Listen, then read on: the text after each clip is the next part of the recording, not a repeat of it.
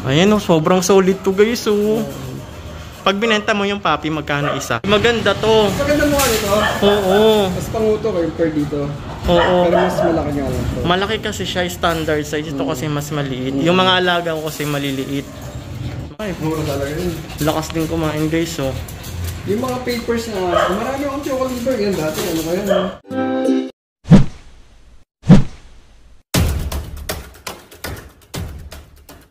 Hi everyone guys, so meron tayong pupuntahan ngayon. May dala akong carrier kasi may kukunin tayong puppy sa may Pasay, and hopefully makuha natin kasi hanggang 12 lang sila. Pero kailangan ko muna pumunta ng Metrobank para mag-withdraw ng pambayad. Papakita ko na lang sa inyo mamaya pag nakuha ko yung puppy. Kailangan ko kasi guys ng male na choco liver para i-partner sa mga anak ni Rabia. Kasi hindi pwede yung magkapatid na mag-i-stud. Nakapag-withdraw na ako ng pambayad natin. Ayan guys. So sana makuha natin yung aso. Kasi plano ko talaga magkaroon ng partner sa mga anak ni Rabia. Hanapan ko ng partner yung mga anak ni Rabia. Halos lahat ng babae doon anak na ni Rabia at saka ni Princess. Ayan. Ito. Bakit nyo binibenta, boss? Ang cute. Hindi naman sila boss? Matapang. Hello. Ito ilan taon na to, boss? Ito yung 1 year. 10 months. Dalawa naman yung balls nila. Ito yung binibenta mong female. May kasama ng anak. Ito ang ganda sana nito. Kaso ang dami ko na kasing babae. Anak niya puro lalaki. Oo, apat yan eh. Kaya lang nung nanganak kasi wala ako eh. Sayang yung dalawa. Babae pa naman sa ito gusto ko. Hindi kaya sa dalawa. Matahol ba to? Ha? Ito, matahol. Kailangan ko hindi matahol kasi yung... Magkano? 5? Kung ano lang, kunin ko dalawa to eh. Pag may naghanap, ipopost ko sa Facebook page. So guys, may natitira pang magkano to? 6K. Oh, mabait. Tapos meron din siyang female 17K. Meron na kayong kasamang dalawang puppy. Yung puppy niya, boss, parehong lalaki guys. Mura na to sa 17K, promise. Mabait din. Ayan hindi siya aggressive. Oh, tsaka talaga solid. Ayoko kasi mag-alaga ngayon ng puppy, nakaka-stress na. Ayan sobrang solid to guys Pag binenta mo yung puppy, magkano isa? 7K. Para pwede gano'n. Pwede. Ang mura na ito sa 7K, promise. Kasi ang bili ko dati sa choco ko talaga 15. Ang unang presyo ng choco, matagal lang kasi ako nag-aaso. Mag-a-abroad ka lang ngayon, boss. Siya yung may-ari. Kita nyo choco na to. Marami to. Pag pinost ko, saglit lang to. Nagbablog kasi ako. Tapos yung aso ko 10 na. Puro magkakapatid yun. Puro female. Tsaka male. So hindi ko siya pwede ipares. Ito ang ganda nito. Mas cute ba to? Bilog talagang mas pango siya. 2 balls naman siya. 2 balls. Nga malaki siya. Oo. Yung isa, boss, ang laki kasi niya. Ito kasi maliit lang. Yung Shih Tzu ko kasi puro princess type. Ay, cute na mukha nito. Ang taba din. Ito na lang siguro. Hello. Ano pangalan niya, boss? Walang pangalan eh. Oo, ito na lang. Yan na lang, boss. Bayaran ko na.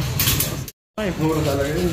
Lakas din kumain guys Yung mga papers na, marami akong chocolate liver yan dati. Ano kaya Maganda to. Maganda mukha nito? Oo. Mas panguto kayo per dito.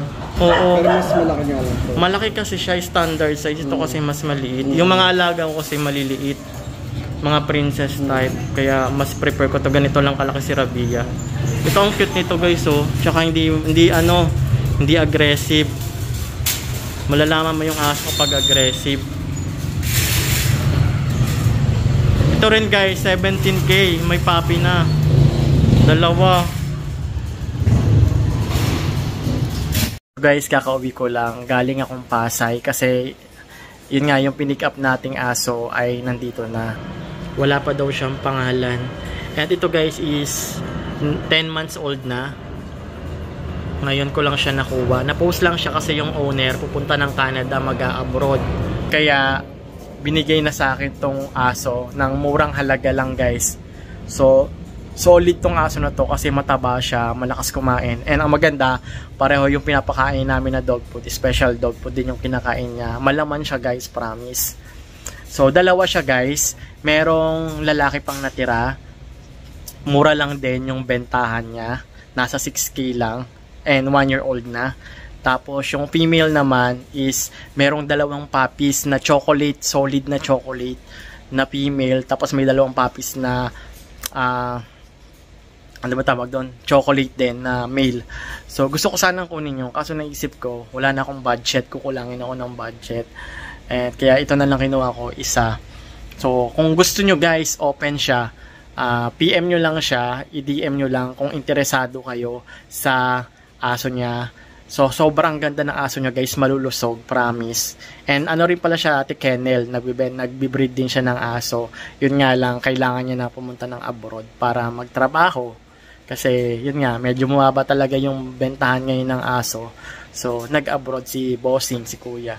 So kung interesado kayo guys, i-PM nyo lang ako.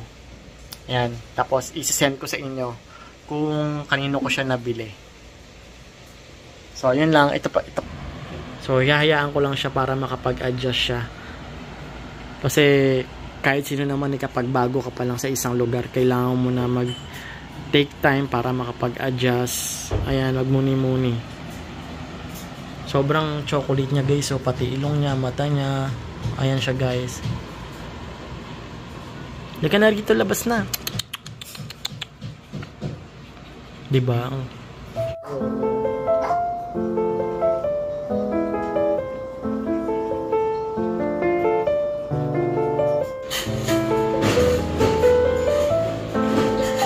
Umiinom na siya ng tubig. Mag-a-adjust pa kasi siya guys.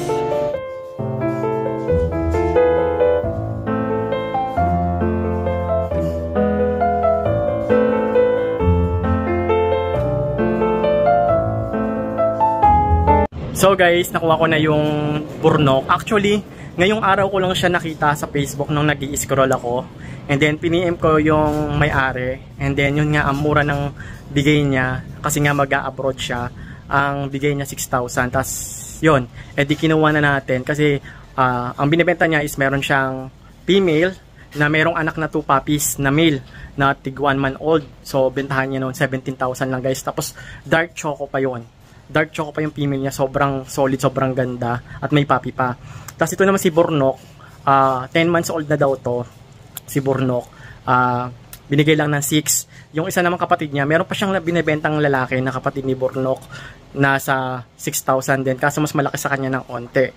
So kaya ang ginawa ko, ginarab ko na guys, kasi yung owner din naman kasi isa alis papuntang Canada, kaya pinapaubos niya na yung aso niya, breeder siya. So, pero ako guys, pagka uwi ko, hindi ko muna sinama si Burnok sa iba nating mga alagang aso. Kasi si Burnok guys, kailangan ko pa siyang obserbahan within 7 days para hindi naman ako magsisi. Baka kasi magkaroon ng sakit, ganyan, para hindi mahawa yung ibang puppy natin. Pero nung nakuha ko to si Burnok guys, healthy to malakas siya kumain siya, pinakita sa akin. And then hyper siya kaganina. At ngayon, uminom na ng tubig. Kasi nga sobrang layo rin. From Pasay ko lang siya nakuha. Pasay. Alam mo yung STI, sa may papuntang MOA, di ba may school doon ng STI, doon lang yung bahay nila sa likod ng STI.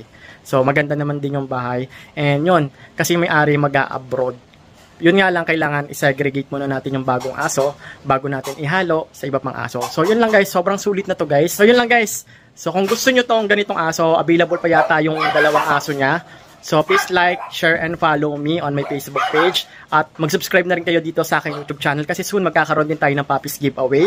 I-PM nyo lang ako, baka available pa yung aso doon. Tapos ibibigay ko sa inyo yung contact number. I-PM nyo na lang din yung may-ari. At hanggang meron pa sila doon. So yun lang guys. Thank you for watching and see you on my next vlog. Follow nyo ako sa aking Facebook page. PM nyo ako doon, Chicho Pau Family. Bye-bye!